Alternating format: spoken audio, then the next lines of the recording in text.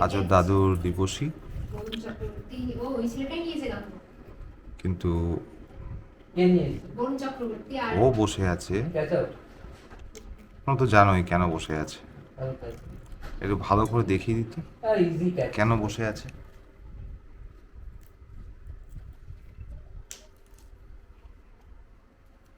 বুঝতে পারছো আইটেমগুলো?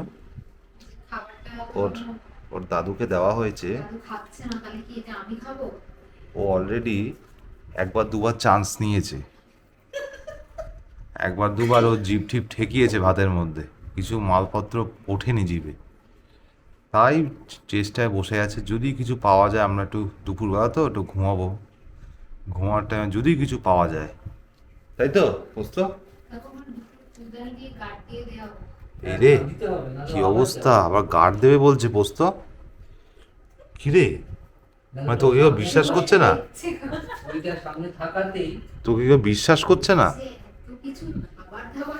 হ্যাঁ এই দেখ, এতগুলো লোক রয়েছে, তোকে কেউ বিশ্বাস করতে পারছে না। দেখ তোর মা দেখ এখন দাঁড়িয়ে দাঁড়িয়ে মজা নিচ্ছে, দেখ। হ্যাঁ দেখছিস, তুই কি এই জায়গা থেকে নড়বি না আজকে? কি বাবা, হচ্ছে রসগোল্লা চেটে।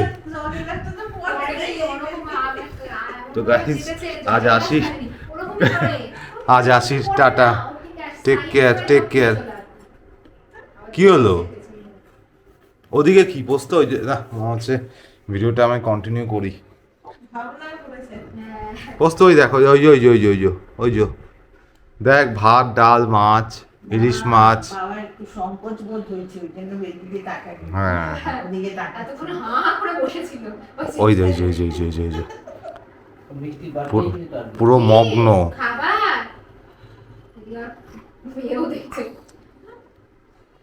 সামনে খাবার, পেছনে আবার মুখ শুদ্ধ। হ্যাঁ কি করব?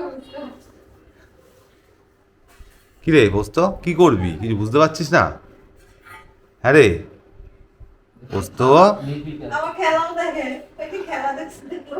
আচ্ছা লজ্জা পেয়েছে রে পোস্ত, লজ্জা পেয়ে গেছে। আহারে না, ঠিক আছে ঠিক আছে ঠিক আছে, না লজ্জা পেয়ে গেছে, না ও খাবে না, আর খাবে না বলেছে, ও আর খাবে না। যাই হোক, খুব ভদ্র, খুব ভদ্র ছেলে আমার। না না, তবু আমাদের কিন্তু প্রিকশন নিতে হবে। আগেরবারে আমরা ঘুমিয়ে পড়েছিলাম, তারপরে খেয়ে নিয়েছে সব। হ্যাঁ তো আসি guys, tata, take care, take care.